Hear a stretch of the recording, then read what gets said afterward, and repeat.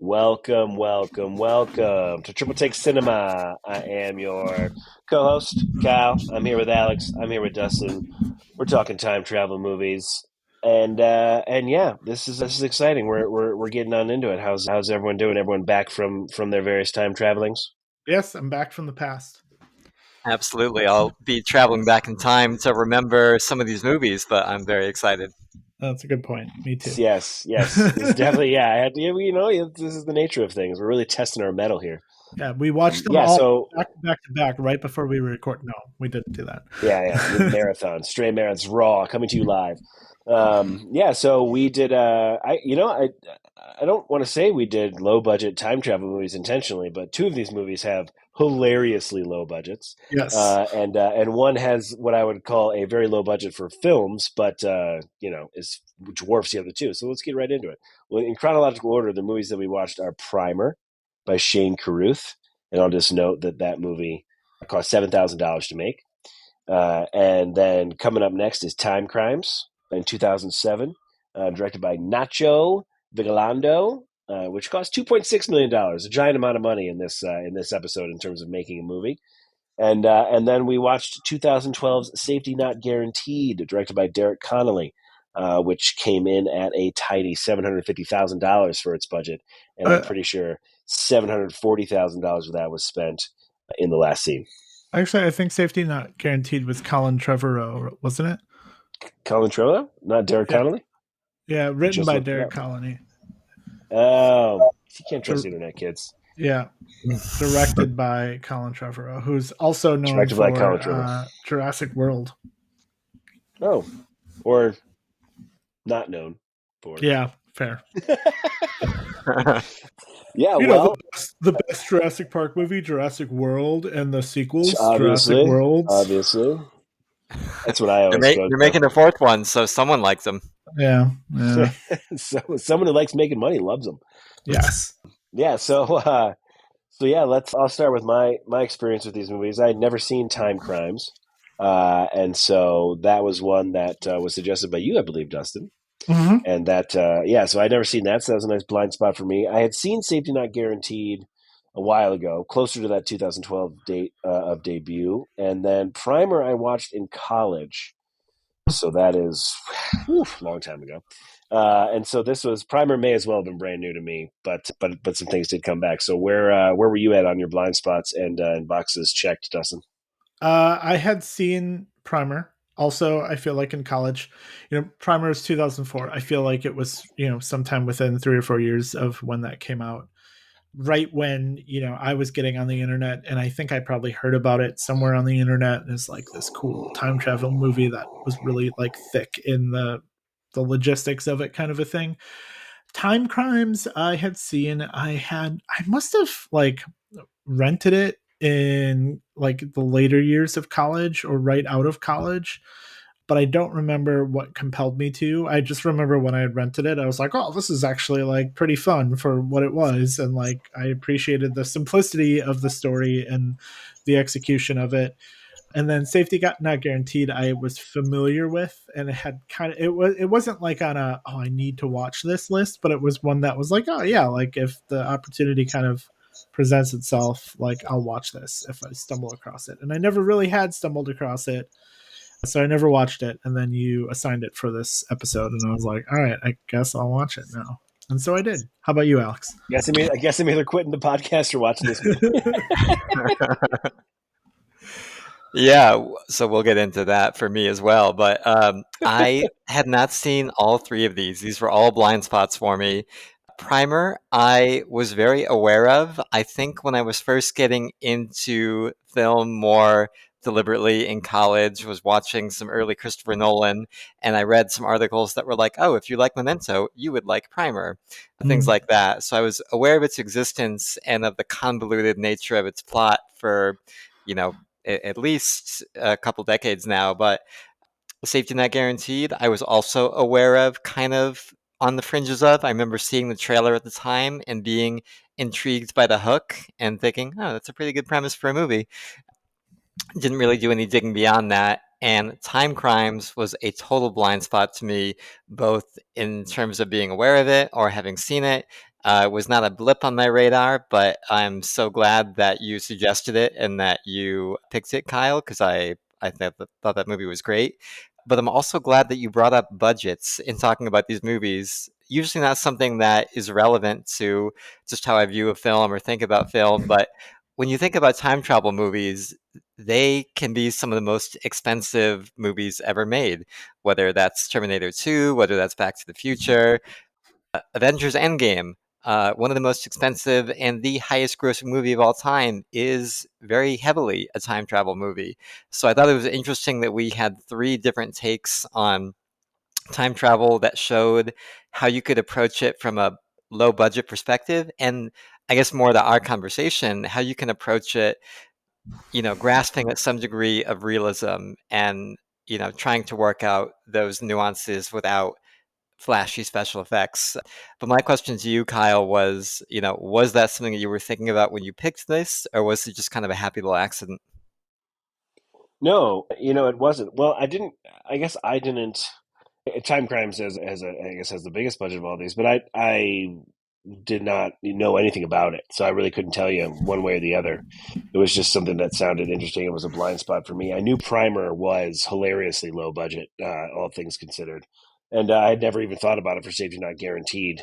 Though when you watch it and you think about that, watching Primer kind of makes you think about that because it is so bare bones, Oh yeah. and so technical, and Time Crimes honestly felt very similar. Yeah. Yeah. So I'm actually surprised that it took $2.6 million to make that movie. And I mean, and yeah, so it wasn't something that I was thinking about, but it is something that as I watch Primer, because I watched this Primer Time Crimes Safety Not Guaranteed, which is I think how we should talk about it. It was just it's kind of hard to not think about when you see, especially when like some of the movies you just mentioned, Alex, right? Like there's a lot of bombastic visuals around time machines, and I really appreciated in both Primer and Time Crimes the extremely simple nature of the Yeah. time travel, and in some ways, Safety Not Guaranteed as well, though it's not really a part of the movie until the very end. So yeah, that's just something that I like. That I like when the time travel part of it is very simple. And honestly, like I'll throw another one out there. Looper, right? Like Looper just gets into some golden wiry metal box essentially and poof, Mhm. right? And so and the more complicated and crazy it gets, the less I don't know. I'm not like tuned off or turned off by it, but I'm just drawn in by like, oh, that's the time machine, like a flower pot, like that's Yeah. I Well, like that's that kind of what's thing. Sure. So I think that's part of what's so interesting about Primer is that like the display of the time travel process is exceptionally low budget. I mean, it's no budget basically. Like they don't really show any of it really. But the logistics, the mechanics of time travel and how it influences the story are so thickly woven throughout the story that Primer is trying to tell. I feel like I said, I think I'd only seen it once prior, but I feel like it's something I've read about and heard about in the lexicon of films in the last 15, 20 years as like one of the most notoriously complex movies. And like you'll stumble on Reddit occasionally across like a graphic somebody made showing all the layers of time travel that are happening. And like I remember seeing that, stumble across it and being like, oh yeah, I remember this movie. It was really intense. And not that it's not intense and that it's not complicated and whatnot, but like for me, once I like fully rewatching it, like kind of process like the core caveat of how time travel works in this movie. Not to say that it's different from other movies, but it's pretty different from like the standard shit where we think of like Back to the Future, Terminator, where you're physically just remanifesting instantaneously back to this time 10 years ago or 6 hours ago. And the fact that in Primer, like I think what like is a good causality for so much of the interesting part of the story as it relates to the time travel is the fact that to travel back in time, you need to spend that amount of time going backwards, right? Like, so it's not like if I wanted to travel back 24 hours, it's not just like, oh, I'm instantly 24 hours ago when I go through the time machine. It's no, I need to seriously like go into the time machine and wait 24 hours to go back 24 hours, which isn't something. I mean, I'm sure there's another time travel movie out there that has, or at least a short story or something that has that mechanic in there, but it's not ever been like a core component of the plot device, right? Which I feel like happens here in Primer. And once you kind of compute that and think about it, it helps break it down a little more as to just like why there's so many kind of layers and what makes it so interesting. And it's kind of for me like the double-edged sword of what makes this movie interesting but also can make it a little bit of a hurdle to access is like the dialogue is so quick and whatnot. And if you read up on director and star Shane Carruth, like he went on the record kind of saying like, oh, he didn't want to dumb it down for anyone. He wanted all the dialogue to be like mathematically accurate to the extent that it could be, knowing that travel doesn't exist, but that like the idea was that you would be watching it and feel like you're like watching something real happening, which I feel like kind of came through pretty well for me in the second viewing. Like I went into it, I'll stop in just a second, but I went into it thinking like, oh yeah, maybe this isn't going to really hold up. It's not going to manifest to that reputation I've built it up to in my head. And maybe not quite to the extent that I built it up to in my head, in that like I didn't feel like so intimidated out of the convoluity of the story that I couldn't engage with it. Not that I to say I fully understood everything that was happening, but I was compelled enough by what was happening and feel like after watching it 15, 20 years ago, I had enough of an understanding of what was going on that I was able to like actually read between the lines a little more and appreciate kind of the inter-character play that's going on, in a way that maybe viewing it for the first time, I might have been like, oh, I don't know what's going on because how are they traveling back in time? There's two of them now, kind of a thing. Um, that was a lot, but I'll leave it there. No, you're good, Alex. What was your, this was blind for you. So what was your experience? Yeah, so one thing I kept thinking about while watching this is I brought up Christopher Nolan as being someone who I thought of around Primer, and there's a line in Tenet, which I don't know if you guys have seen one of his more recent Hmm. movies, and it's one of the characters talking about how time travel causality works in that movie, and he has a line where he's like, don't try to understand it, just feel it. And that was kind of my MO going to this movie as a viewer, was if I would feel frustrated or left behind by how opaque and convoluted the plot was, I would try and just really lean into the vibes of this movie, which are really, really strong. And I think the low budget and the aesthetics kind of work in its favor, where it gives it this documentary feel. Like you feel like, to your point, Dustin, you are watching real events unfold. I think the fact that there's really no direct exposition for the viewer's sake, it feels like you're listening in on conversations that are just happening organically. Funnily enough, I think the part that was harder for me to engage with isn't all the time travel stuff that gets really wonky in the third and fourth acts. The last half hour of the movie, it's really that first 15 minutes where you're just a fly on the wall for all these like conversations about making it in the startup world and engineering and physics, and there is no attempt to bring the viewer into the fold. It's just all happening, and it's up to you to kind of stay abreast of all that.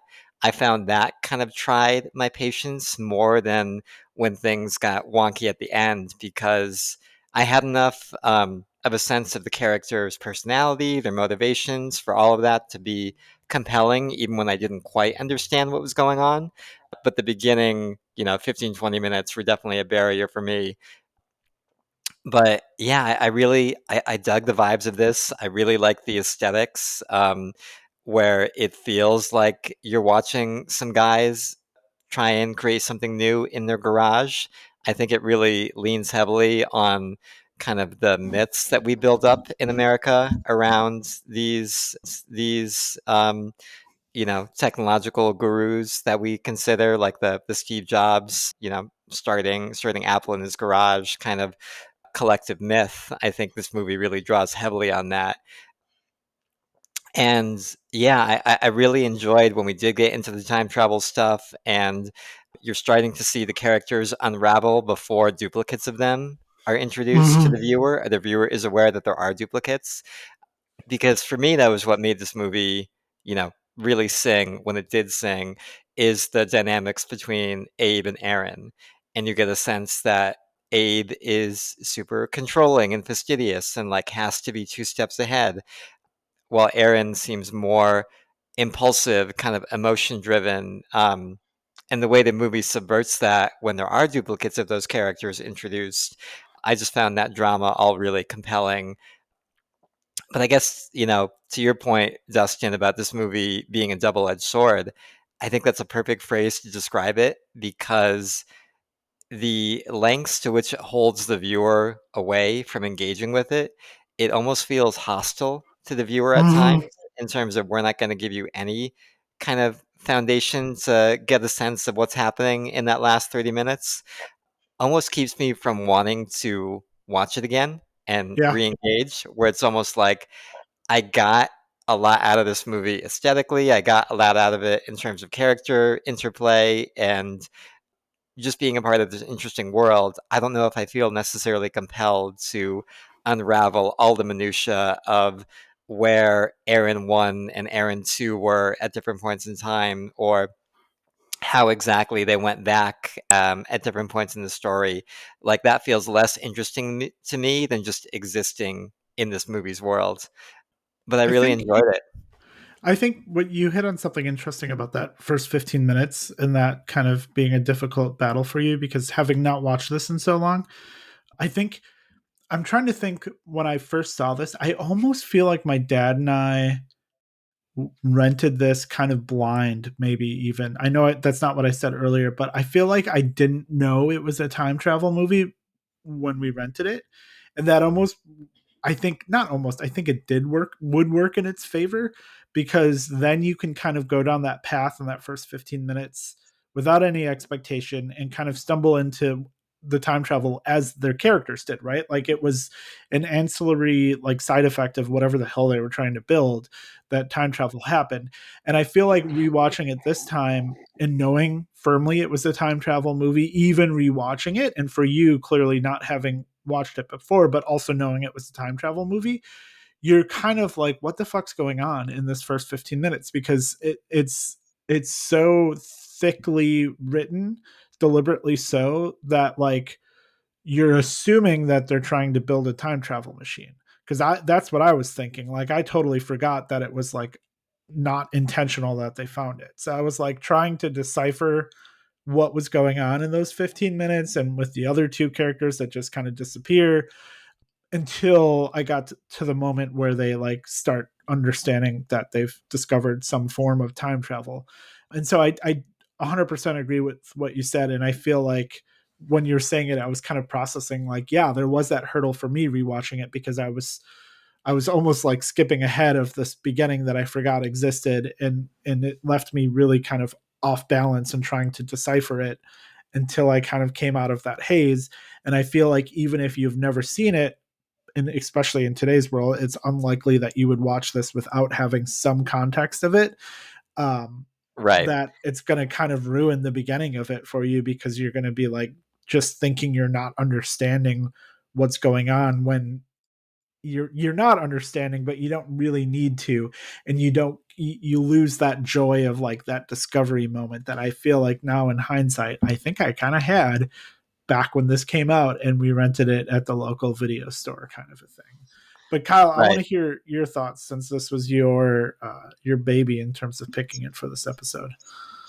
Yeah, well, first, my first thought is the jealousy that I feel of being able to have watched this movie blind without knowing what it's about is that is a tasty meatball. That is like I wish that I'd had that experience. This viewing really this viewing really brought me back to the first viewing I had of this, and the first and only viewing. And I saw this at a time when like it was in movies like Memento and those movies that are kind of like more interesting puzzles to figure out. and I was at a period of time in my life and with a group of people where watching this type of movie, it was all about trying to figure it out. That was a lot of what the viewing was about. And that was a lot of, it was almost like, oh, have you seen Primer? I have these golden tablets that appeared in a hat that I'd like to show you. You know what I mean? Like like it had this mythic characteristic. And I think the low budget nature, you also were like, oh, is this going to age well? And it's amazing how much, because it's so low budget, but it hits on this trope in our culture of the garage band, the garage tech people, whatever, like the things that happen in garages in America. All of that played very well for me on this viewing. But similar to Alex's kind of experience, I knew that it is so unapproachable in a lot of moments, in a lot of ways, and intentionally so, that I wasn't trying to just sit there and figure it out like I did before, and you know have it be a part of a social conversation or whatever that I was having at 18, 19, 20. and and so this was a lot more like, okay, I know I'm along for this ride. I'm just going to kind of try to be with this movie for all that it gives me, and not try to poke holes or even figure out anything. Just kind of really, like, I'm not trying to deconstruct it, which is weird because when I there's so much fun in deconstructing time crimes and like the movements that happen in that, to be like, oh, that's fun. That's oh yeah, I see how like there was that, like watching the chaos that ensues when time travel begins to happen in time crimes, comparing it to what you see in Primer. It's like they're both these cautionary tales, but one is cautionary and feels other than, like, I could not have been a part of this in my real life, and time crimes feels like I absolutely could have, which I think is an interesting thing. I have a hard time not thinking about these two movies together, uh, because we're watching for this podcast and all those things. But the things that I really liked, I mean, I just the the confidence to pull to put this movie forth in exactly this way feels like a crazy artist just being so true to whatever it is they feel has to be the case, and not wanting to compromise. And Shane Carruth is pretty crazy from what I've read. yeah, yeah. Well, That in my checks out. experience, most mathematicians are. In my experience, there's a few that are not, but maybe they're faking. But yeah, high level math tends to bore into you. Um, so yeah, just like, and the way that everything unfolds, I think the the ability of the movie to keep things from you, but also have this paced dialogue that's also kind of always making you pay attention, but even if you can't really understand it, um, that just and at times it's like a little frenzied. I like that it is able to give off the vibe of the danger of time travel amid all of the potential windfalls, like all the good and the bad, and then just this ultimate danger of what is happening. And I like how and it's like, so again, I can't think of this movie right now without really kind of bringing in time crimes, but they both accomplish that in completely different ways. I liked what Primer did. I guess I don't know right now if I am going to go back and rewatch it. I don't know if I'm going to wait a while. I don't know if Mhm. it's like watching I don't know.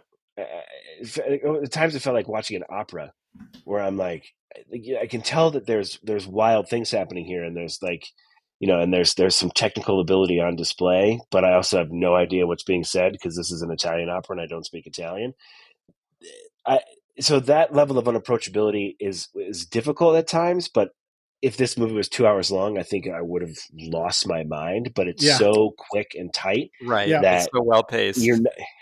yes, that you don't just have to. Yeah, you don't Doesn't you don't you're linger not. on anything too long. It does not. Right. Yeah, it does not linger, and I like that that it's kind of unapologetic about Yeah.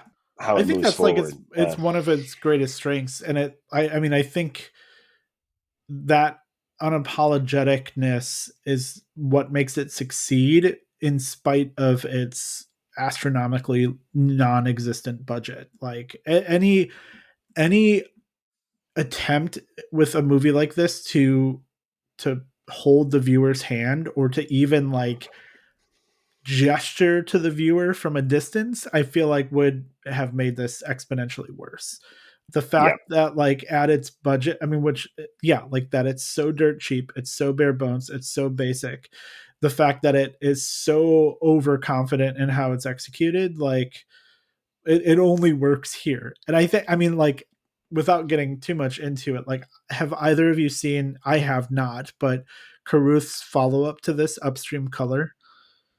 I have no, not. No. I've read about it. I've read the plot and everything, and like the friends I have that have seen it have said that it's like wholly inaccessible and just batshit weird, but not necessarily in a bad way, but also like not in a like, oh, I love this movie kind of way.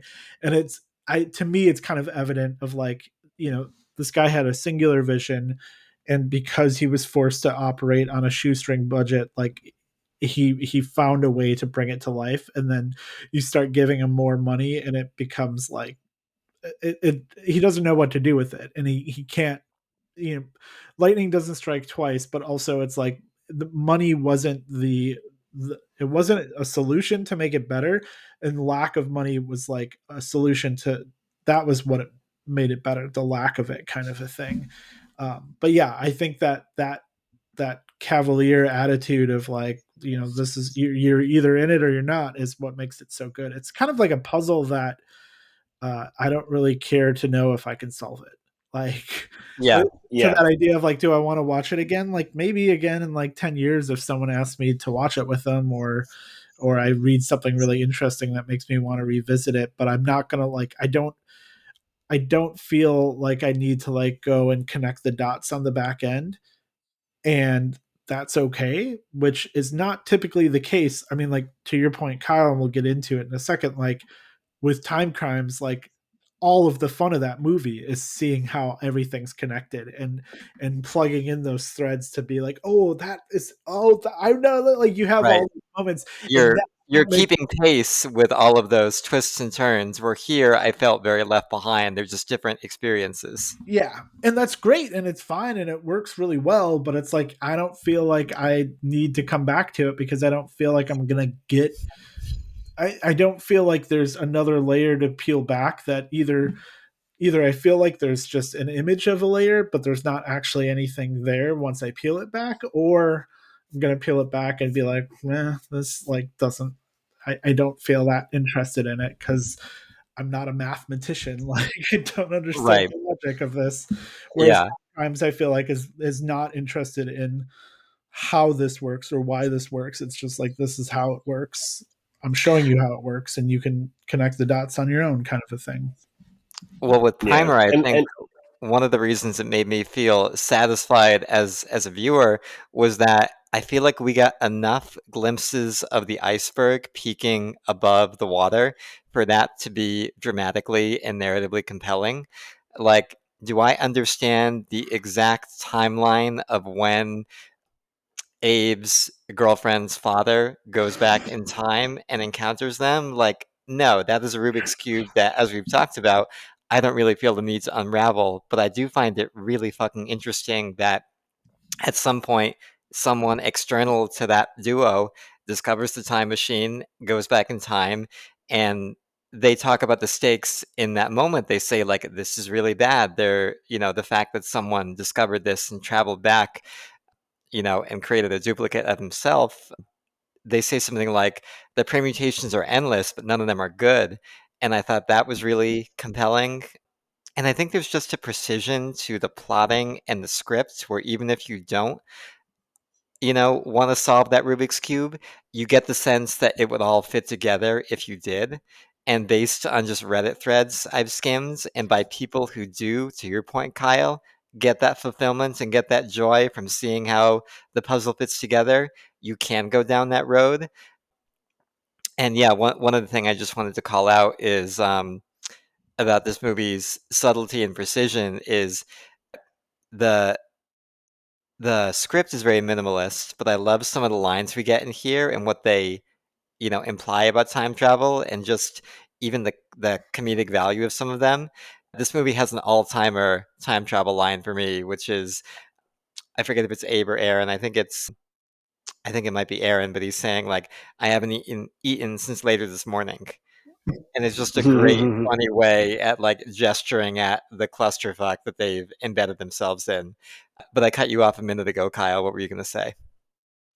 Oh, just that I do like the characters, and I do like they're two different arrows in sort of who they are, and frankly, it reminds me a lot of the garage tech stuff myth we were talking about. Is you always have those two types, right? The conservative and the liberal, essentially. If we want to boil it down very very reduced in that way. But I also what I appreciate about this movie, and I think part of the I don't necessarily think it gets there directly, or it was a direct intent of Carruth, but just the utter messiness of time travel, I just appreciate.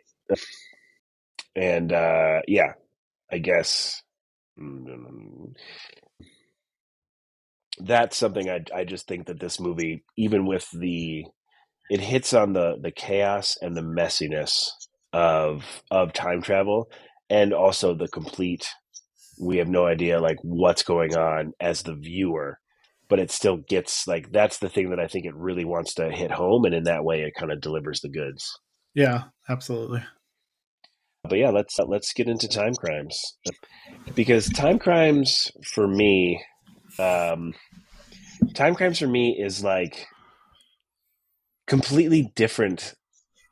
There's chaos in time crimes with what is happening once the initial, well, I guess it's not the initial, but once things start to go down that pathway where it's chaotic but also still like rather neat and Mm-hmm. rather like it, you, and it's very approachable, like these all the characters are having very, and it's instantaneous, which I think is a huge, that's something that Primer does that is very unique, and I think really makes it what it is in a lot of ways. To your point, Dustin, and the instantaneous level that what you get with instantaneous time travel in time crimes, and the way that the information has unfolded, there's very few movies that I see and I will tag, and somewhat flippantly at times, just to stoke conversation and inflame people, or get them on my side. But like this is like a nearly perfect film. Like this movie, just I don't have a single complaint Yeah. about it. I don't have, like every line, every movement, every like kind of contrived but not contrived, because it's very believable and feels like a wonderful aha moment when all the Hectors are running around and one is outsmarting the other, and like the chaos of having multiple duplicates, and just the way that the information is given to me from the beginning until the end is just so sublime. And kind of the journey that Hector goes on in all the various iterations of him, from the anxiety to the like fully in control to the 7 steps ahead of everyone, Uh-huh. and Well, and how he and has that to loop it. and I Yeah. love like when you think about like when you think of the time frame in which this movie takes place, which I mean, time travel notwithstanding, I think it's like 2 to 3 hours tops, of Hmm. Right. like what's actually going on. And just to see his character kind of evolve from like the pure like just innocence of like witnessing stuff from afar to like at the very end being like so cold and calculated is kind of like wild to think of that. And then I mean, this is this movie, I think it doesn't even go so far as to like call it out in the movie about like the time travel paradox kind of thing, but that's all the plot is here, right? Is like Right. you're in a causal loop, like everything that's happening is like predestined to happen, and he falls in that slot immediately, like to the point of like maybe like for me like that's like the modicum of the closest I can have to a complaint, which it's not a complaint but like a curiosity in my mind, is like in other movies where time travel movies where something's going to happen and a character's like, I don't know how that's going to happen, but it's supposed to happen. Usually it's written in a way where you see, and I don't know which way is more realistic, but usually I feel like it's written in a way where like this this event that doesn't seem like it could possibly happen just kind of Rube Goldberg's into happening, right? Like this falls on that, and this person does this, and oh, that's how that happened. Whereas in Time Crimes, it's like Hector sees a situation that he recognizes that he's on the other side that he had previously seen before. And then he feels compelled to take the actions so that situation which he had observed from the outside happens. When he makes the woman strip naked, when he puts the bandages on his face and does the like the binocular thing, like, and he only does that because he had seen himself do that.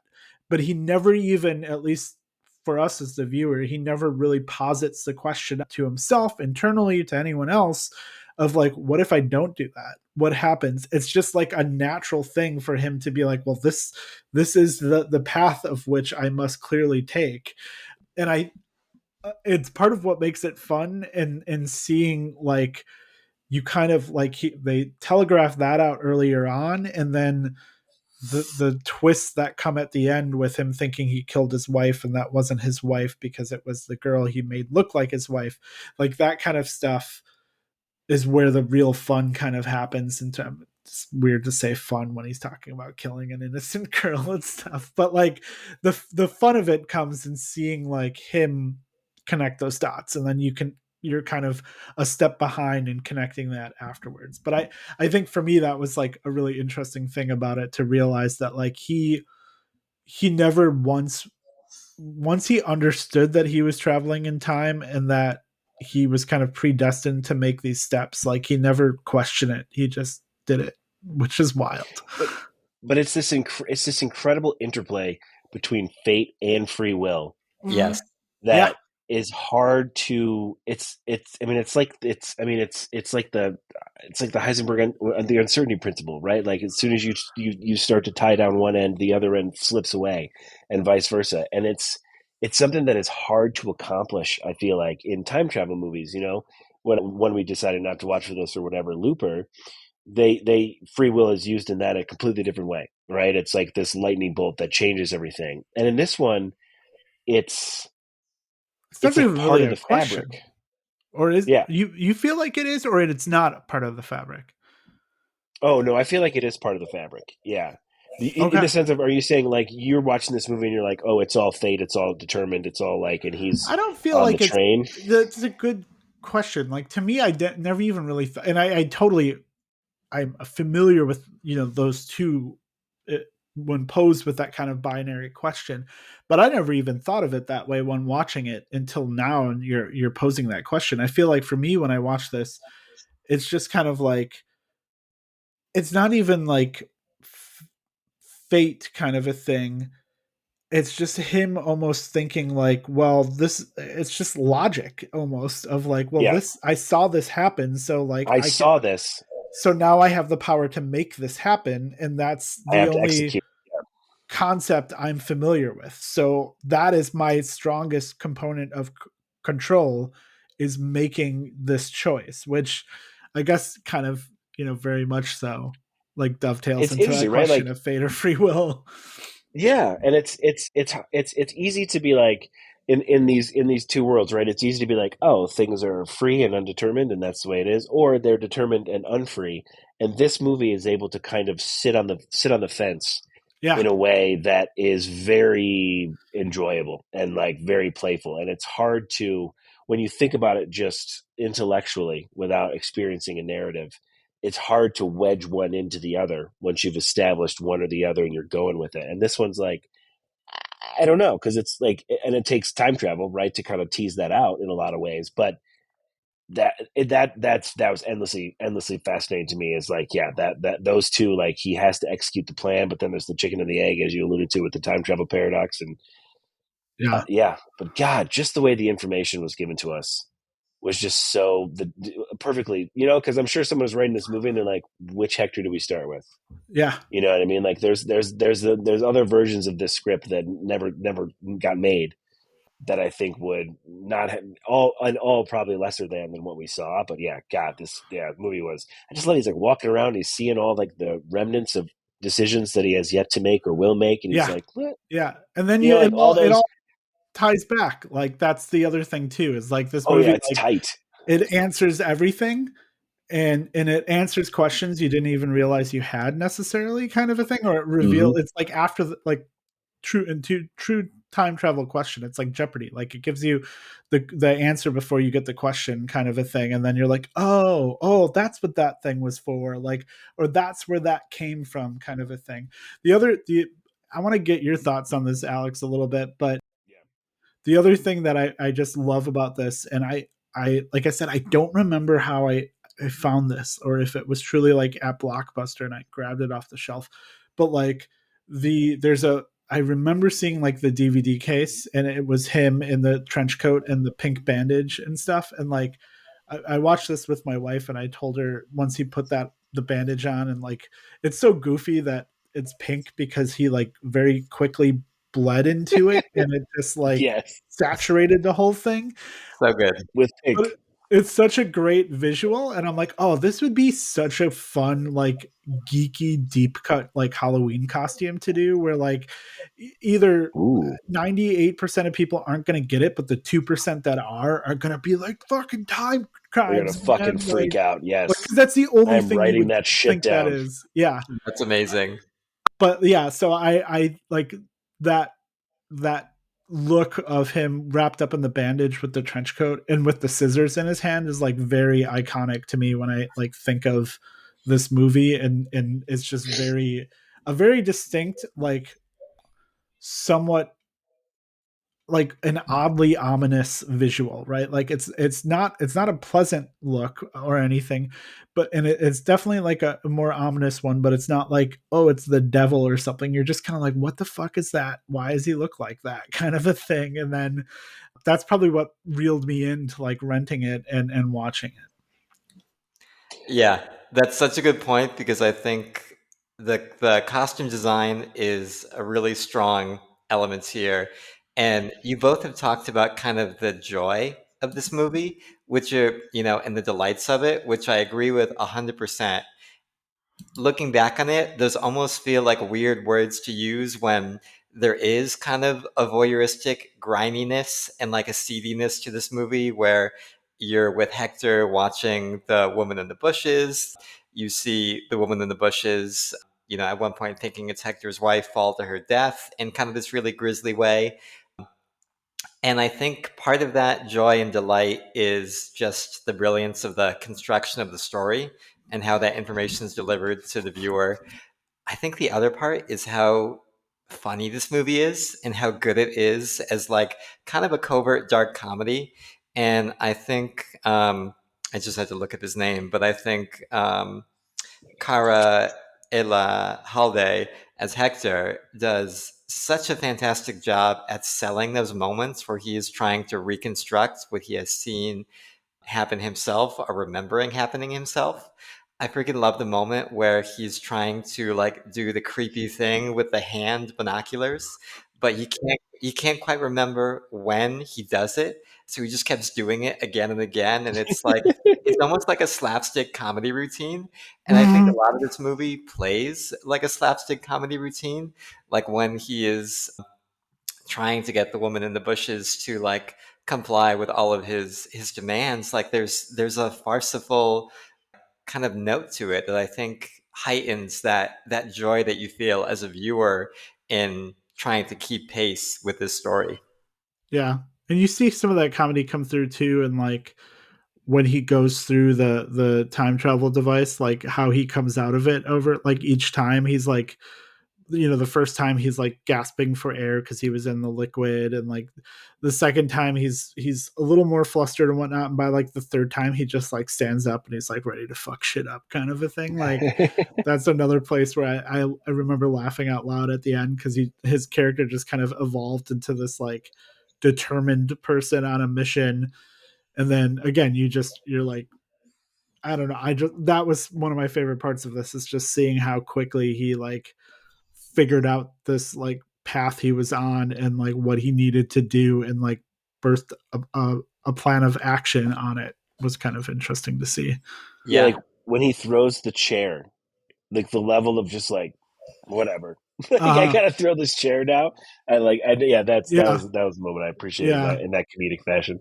Yeah, and you had a great point, Dustin, about just the evolution of Hector, and as he goes from Hector 1 to Hector 2 to Hector 3, it's all the same person. That's part of the paradox here, but I think that arc is just so well executed, and you get such a sense of, of him as kind of this competent everyman who is making these, horrible decisions because it's tying into those time travel themes of fate and predeterminism. But I felt a lot of like sympathy and empathy for Hector as he's doing all this fucked up shit, and you're kind of thinking, you know, if I thought this had to happen so that there wouldn't be duplicates of myself running around, and so that a duplicate of me wouldn't be the one to like continue my life while I, fell to the margins, are you capable of holding someone at surgical scissor points? And later on, as you realize, like, oh, if I don't want that woman to be my wife, I need to act so that I, cut off the hair of this poor poor woman in the bushes who becomes like the punching bags for all of the causality shenanigans that happen. And I think it just balances like the humor and the pathos and the trauma while making you as a viewer be like, I feel for this guy even as he is losing his humanity trying to reconcile these three timelines. yeah. And Do you guys think, and I don't know, when I ask this question, it might answer itself. But do you think when, I think it was Hector 2 thinks he killed his wife, right? Like mhm. up to that point, before what appears to be his wife falls off the roof, he's like, like he if she didn't, presumably he could go on, everything would be hunky dory. Sees his wife fall off the roof, and then resolves to travel back again to fix the situation. Do you think that Hector 3 at that point, his thought was either A, I need to make this woman look like my wife so that my second version of myself kills this version, or this woman that looked like my wife that wasn't actually my wife, and my wife will be safe now? Or do you think that he thought he could prevent his wife from being killed by making that woman look like his wife? Do you know what I'm saying? Like, do you Yeah, think that, you're like, you're asking if it's a closed loop and if he was trying to line up the loop or if he changed the timelines. yes, that's very, very eloquent way of putting what like, that is not the how I would have sufficed it, but that's exactly what I'm asking. Do you think he was aware, like, was it a closed loop? Did he have that consciousness? Or, like, was he smart enough at that point, or was he truly just trying to like change the past?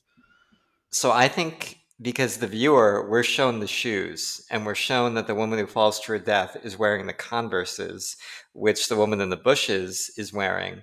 And Oh, okay. when that happened, I thought to myself, wait, this doesn't make sense. How did he get the shoes on his wife from the woman who I thought was passed out in the bushes at that point? So I think if they showed that to the viewer, what we know about Hector is that he is savvy enough to, we're seeing this all through his eyes. It's so voyeuristic. My interpretation is that Hector saw the Converses and was like, oh shit, it's a closed loop. That's not my wife. I need to make sure this happens the way that it would need to.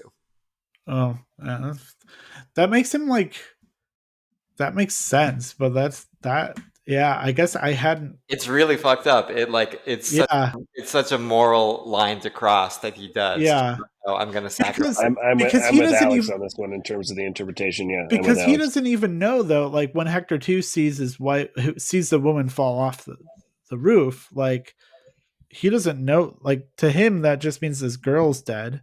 His, as far as he knows, he doesn't know that his wife is dead, right? So like, Oh, that's a good point because he has the urgency in going back to be like, I need to save my wife. So yeah, maybe so because maybe he did otherwise, choose, and that's just a puzzle piece for the viewer to go like, oh, that's how this works. That's what my thought would be, because otherwise, if That's a his good point. main goal is to save the life of his wife and he saw the shoes and realized that wasn't his wife, mission accomplished pretty much. Right. Yeah. Why would he go to all this trouble if he, knew at that point? So I But I think you're think right. yeah, but I but think to but your point, he go also ahead. knows that he has to get back in the time machine. So like there's more that has to happen after that. Well, how does he know that? Mm. Because I think what you're saying, like, ultimately, like, to your point, Kyle, before, like, this kind of shows that it was predetermined, right? Like, he sees her fall, assumes it's his wife, immediately makes Hmm. the decision, I need to go back in to fix this. While going back in, he decides, okay, the way I'm gonna, or once he gets to the house in the evening, whatever, he decides the way I'm gonna fix this is, I had brought this girl here, I'm gonna make her look like my wife, and uh, that way the person that falls off the roof will not actually be my wife, but the person that Hector 2 saw that he thought was his wife will be this woman who looks like my wife, but it was always her to begin with. So it is, yeah, it's fucking brilliant. It's what it is at the Mm. end of the Yeah, day. yeah. Like, The addition of those Converse really, that's a real, yeah. that's a fun detail.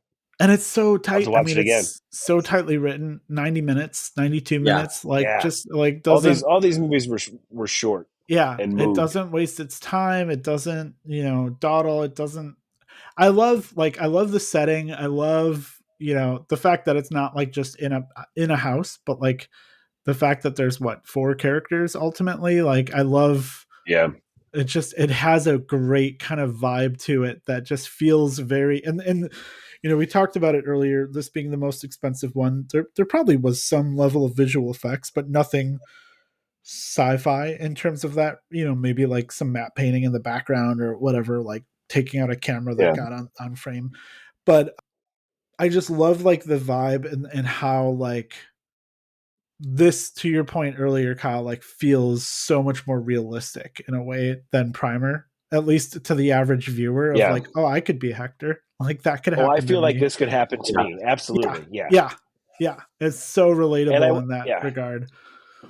I will say, like, as from a use of things in film visually to how do I put this?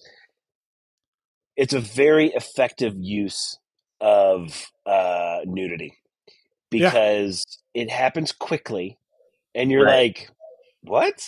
And it almost functions as this like distraction, and then he then has like this moment of what the fuck is going on in the woods right now is like flipped upside down on you, and I'd put this movie on, and those naked breasts appear very quickly, and my wife's like, boy, there it is, more men making nudity movies.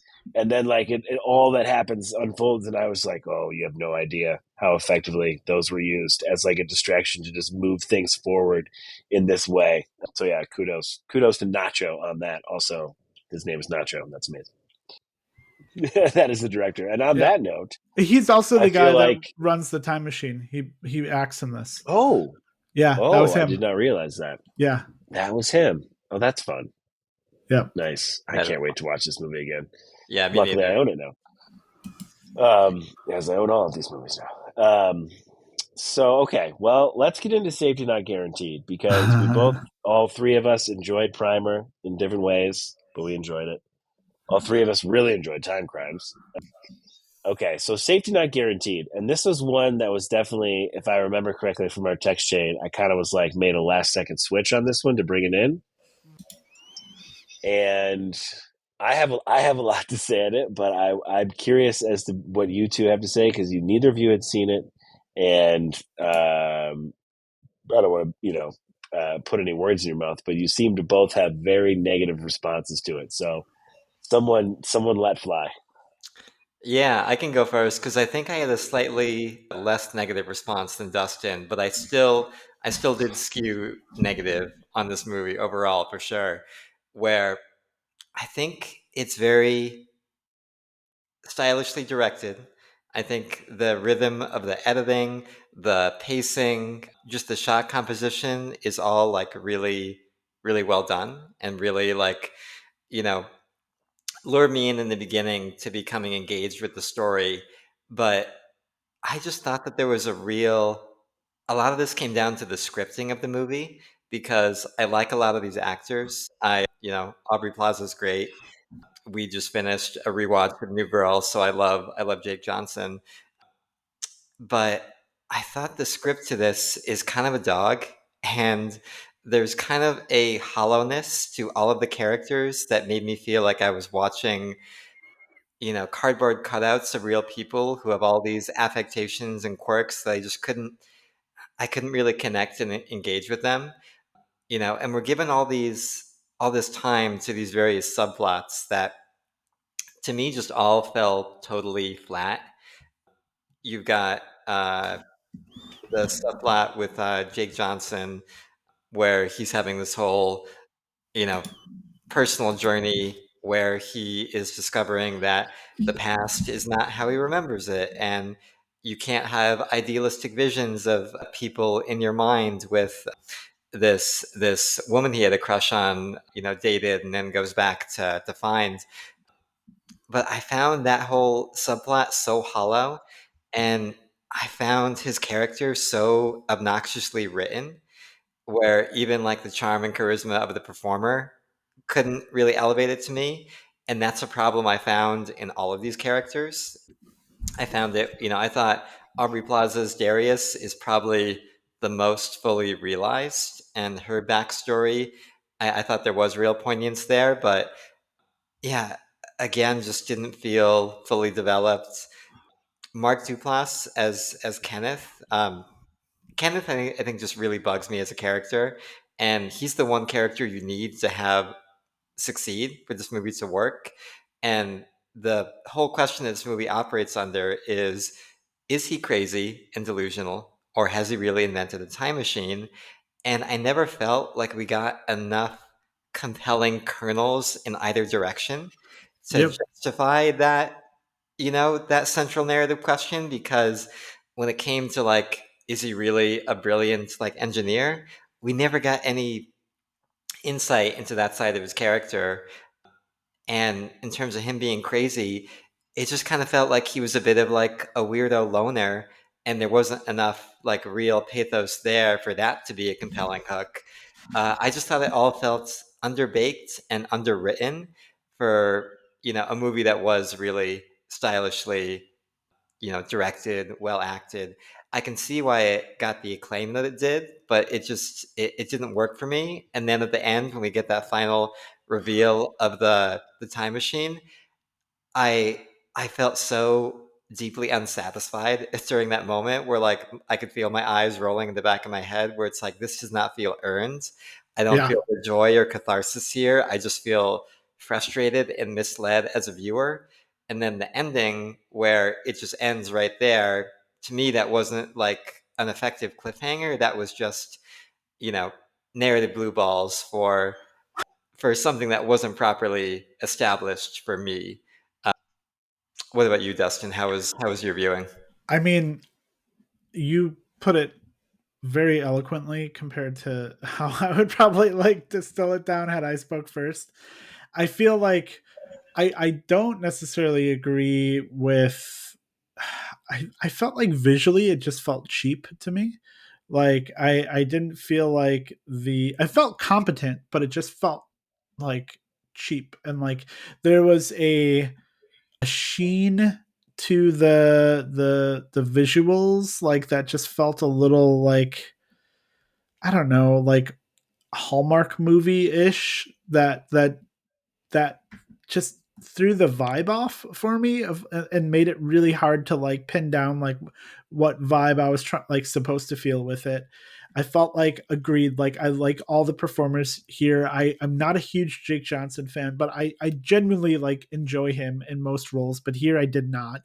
And then everybody else, I feel like they tried the best with what they had, but I felt like none of the characters were written with any like the dialogue and everything just felt off to me. Like it felt like a movie that was like written by really competent AI.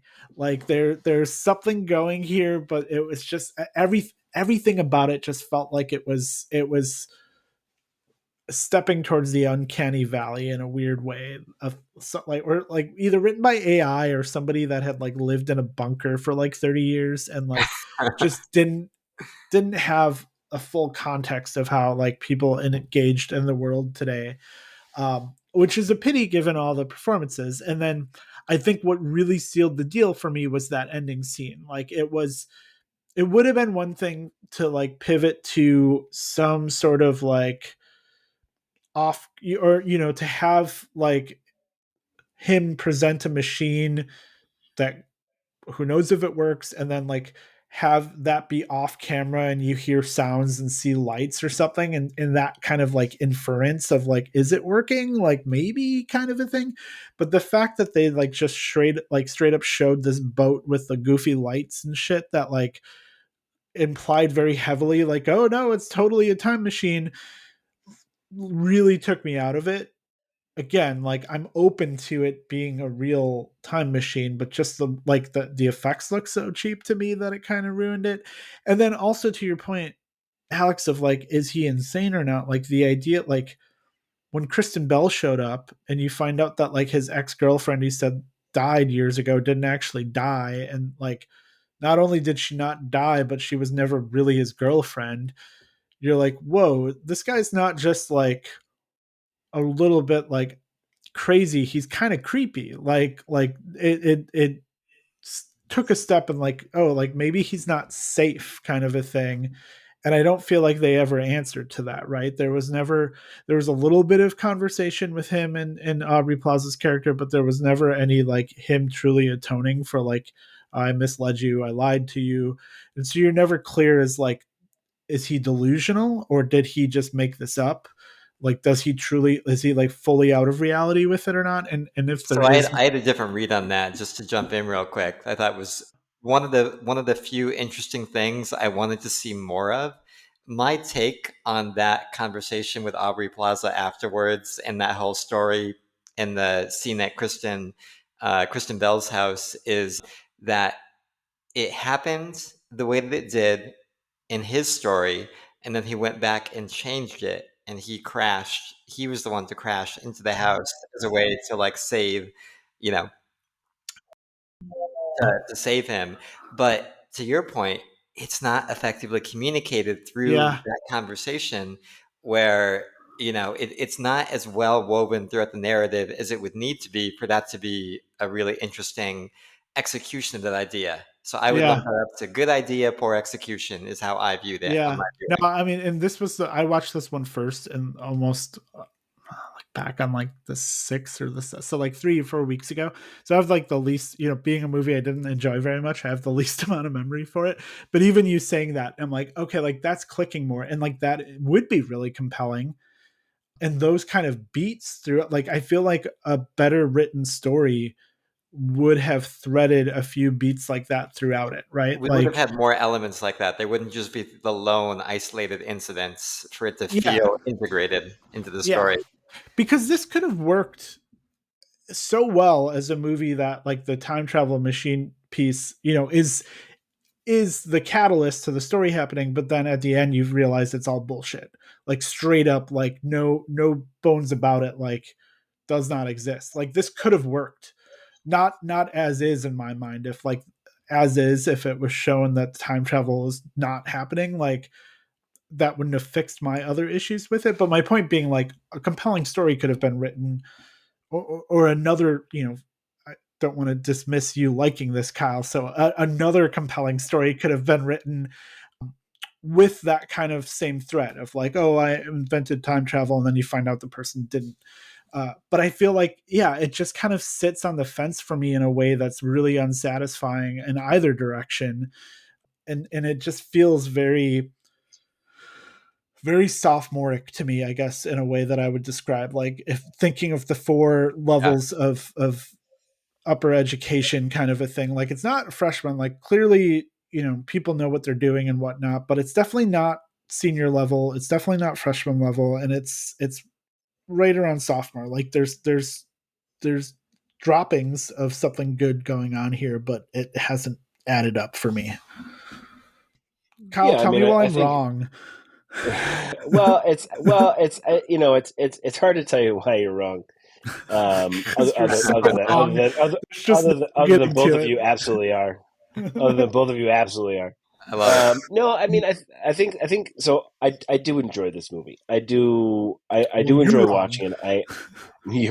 How dare you? You better now. You take it back. Um, I, but I, it is not. It's not perfect, and I think it does struggle with trying to figure out what exactly it is. And I think there's times when it gets a little bit enamored with the time travel aspect, and I think there's times when it goes to the more people need support and people need camaraderie in this world type of angle. And I wish that it had kind of picked one and gone a little bit harder on it than it did. I think the final scene is infuriating, but also fun, and also really complicates it for me in the sense of, I am on the ride of, is this guy crazy or is he not? I think the fact, like Alex said, that he went back one time before and maybe has messed around with some things. To me, I really like what that does to all of that Christian Bell conversation. Yeah. And in a lot of ways, it's a movie about in a I lot of was, ways it's a movie about trust, and like the trust Right. between Aubrey Plaza and Duplass, and then I that's that obviously is the central relationship in this thing. I did like the subplot with Jeff going to try to revisit his past, and I do appreciate the like little juxtaposition there of like it's a time travel movie and this guy's trying to go relive his past, and you got the young guy who's trying to come out of his shell and figure out what he's going to be in the future type stuff, and Aubrey Plaza's got an interesting past and all those things. But like I did like his little sojourn into trying to make something out of his life that he's clearly dissatisfied with this woman, and that this character that is kind of insufferable in a lot of moments like gets the biggest gut punch of everyone, and it's not necessarily time. It's not at all time travel related, other than he's there for it. So for me, I liked the characters and I liked watching them kind of do their thing. I think the performance by Duplass in the is he crazy or is he real? I this movie also came out at a time when I feel like Mark Duplass was kind of surging out of the mumblecore uh-huh. movement, and Mhm. I liked his performance here, and I think that on the one hand, I know what you're saying when your eyes were rolling when the time machine shows up and it's actually a time travel machine and they poof out of whatever existence ever having a moment. I think that moment's wonderful with the reaching and the like. I don't know. I like that moment, but I also feel like if this movie there's many other ways I would have done it, right? But like if at the end of the day this movie ends with him just being crazy, it's like the worst movie ever Oh made. yeah, no, for sure. Yeah, yeah. Yeah, And so yeah, it is the worst movie I ever don't. made. And I kind of Yeah, like 100%. yeah, and I liked the tension of the we're stealing shit now from this place, Yeah, but that also was. like I thought that scene was freaking hilarious. Like I love that. yeah, yeah. That I scene was think. funny, and then like there's no like alarms raised. They're just like, who is this Yeah, person yeah. They're just stealing our having shit? cake or whatever. I think. Yeah, I think what's this is oversimplifying my biggest grievance with this, but like I think what's immensely like dissatisfying to me at the end is that like we find out that and to your point, Alex, like I can't like I'm kind of curious to go back and like rewatch parts of this, but I have to figure out where I rented it from or like where I streamed it because I don't feel compelled to spend money to rent it again. But if I can find it streaming somewhere, I feel like I want to go watch that Kristen Bell conversation and things like that. Because I feel like if I because right now, or well, rewind back 10 minutes ago before you said that, and I didn't process that and just assumed based on that Kristen Bell conversation that he was just fucking crazy. Like, it seems like he's crazy. What's dissatisfying to me at the end is that we find out A, the time machine is real, but B, he's also fucking creepy and crazy. And she's like not only is she not actively like repelled by that, but she is actively attracted to that craziness, which was immensely unsatisfying and fucking confusing to me. It's not even so much that, effects and whatnot, that visuals. I think I was just so turned off by the idea that like that conversation as I read it with Kristen Bell like didn't immediately turn her off to him, or at least force her to have a much deeper direct conversation with him. That I was like, why do I want to see them come together at the end? And then to see them come together on a time machine was like even more unsatisfying. But I feel like, yeah, like with that context in mind, I can see that ending being more compelling because it's like that question being more uh, on the fence about whether or not he's crazy or misremembering things or delusional. Once that becomes more nebulous, that ending with the time machine becomes more acceptable in a way. But for me, as I had watched it and viewed it and digested it, it was like, no, he's clearly delusional and dangerous. And so like not the good guy to have a time machine, and certainly not the guy to like hop on the time machine with, kind of a thing. uh that kind of pulled me back from it. But now I'm like, I well, think just find that scene on YouTube or something because I want to digest it more, which I I wouldn't think have it's thought I would say about interesting. this movie. Hey, Sorry. well, that's why you see podcast success right there. That's I think it's interesting that the movie, like I said, if it just turned out that he was crazy, this is like the worst movie ever. And it's wild that they both are like, yeah, no, he made the time machine, he's doing the time machine, and he is also all those things.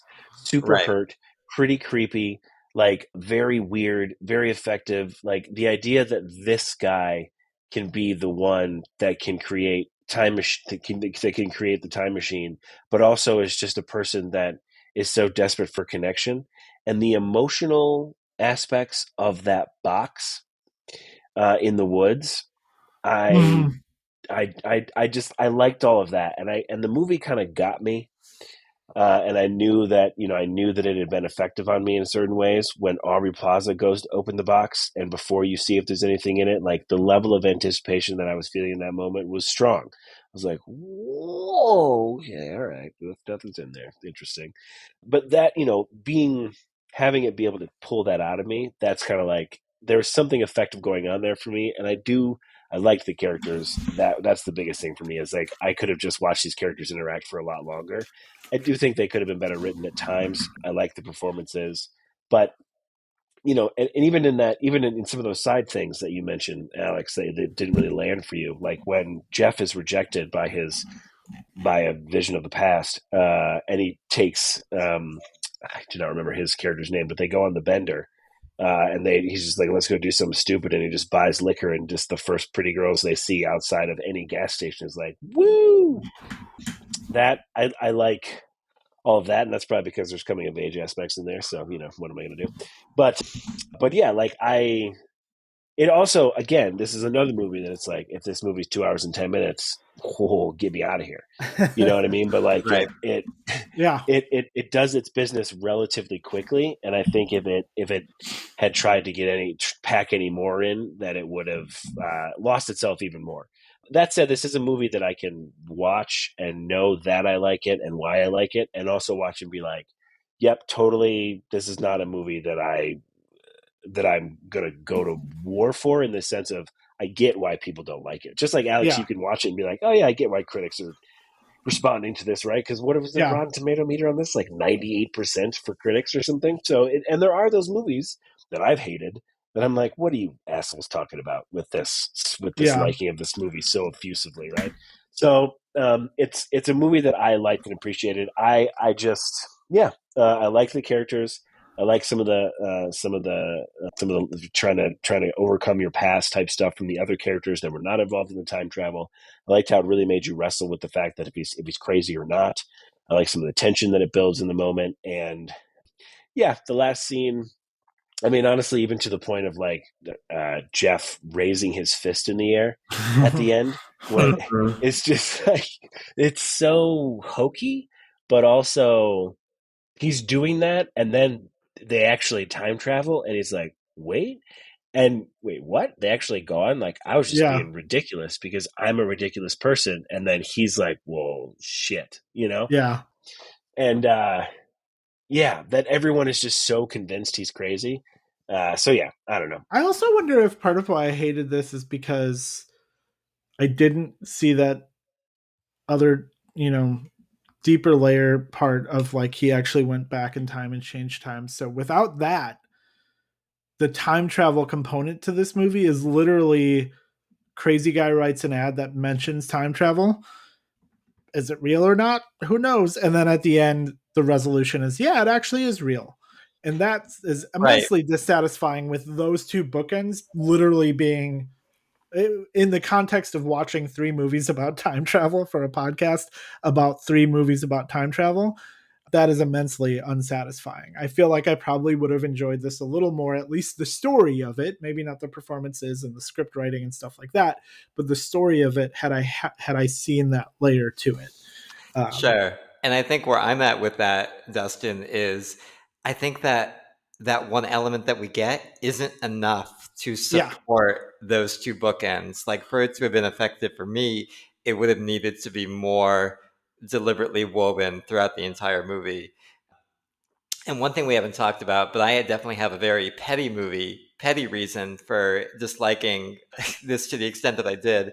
And no movie gets any profession right, but I was totally rolling my eyes at like the way that this depicted being an editor for a mid-sized magazine. Dustin and I have both worked for a mid-sized magazine, and the thought that like anyone is paying like hundreds and hundreds of dollars for a hotel room and food for like for three people to pursue a mid-level feature about a crazy guy is just mind-boggling. a crazy guy that is purely based off of a like 58 An word ad, Right. yeah, classified. I mean, I guess that's the context that you need to take with this, Alex, is like this takes place ostensibly uh in a time where, do we know the year that this takes place? He goes back to 2001, so it probably takes place roughly around the time that it released in 2012, which I guess really isn't. I was going to be like, oh, if this took place in like But this, 2002, right. maybe, I would or buy it a certainly like, little bit more in yeah, like yeah, 90. Sure, I'll buy that magazine budgets were inflated enough back then.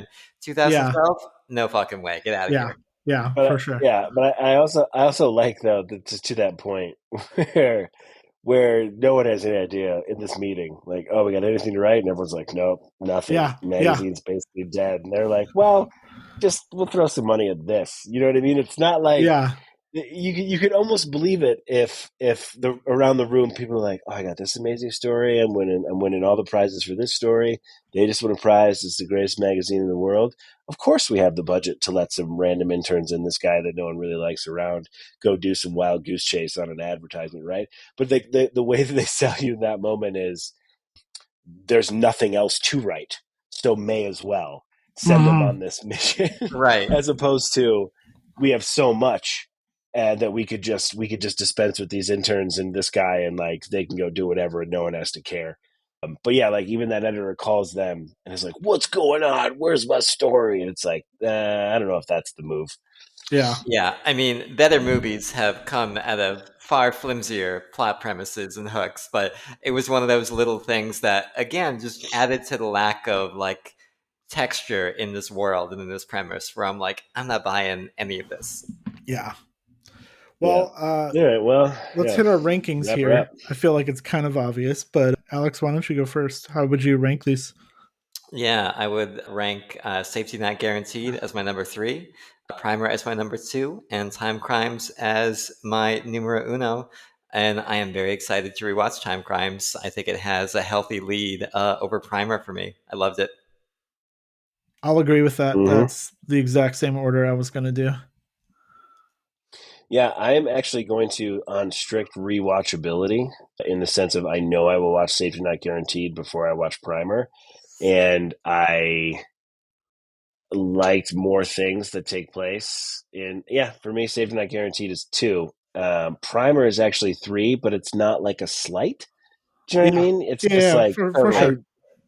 yeah, and Time Crimes is number 1 with like a bullet. Yeah. It's just this is the movie that this of all the movies we watched in this podcast, I've like texted a bunch of people that watch movies like, have you fucking seen this? That's You've seen fucking this, right? Like you awesome. need to. Yeah, yeah. I did literally the exact same thing. I was like, I'm going to go to bat for this movie with That's anyone who awesome. I talk to. And that I was a have to tell people about this. The Yeah, world needs to know. slam dunk for yeah, Dustin. yeah. And I'll I got take it. my Halloween costume for next year, Yeah, so right. huge win. And actually, if we all find ourselves together for a Halloween party, we should all three of us go as three Hector 1, 2, and 3. That's Mm-hmm. amazing. It's Well, very I good. think that does it. We will see our rabid listener base, or hear, I guess they will hear us, our rabid listener base. Wow, I'm butchering this closer. In our next episode. Thank you all for joining us for this one. Happy travels, y'all.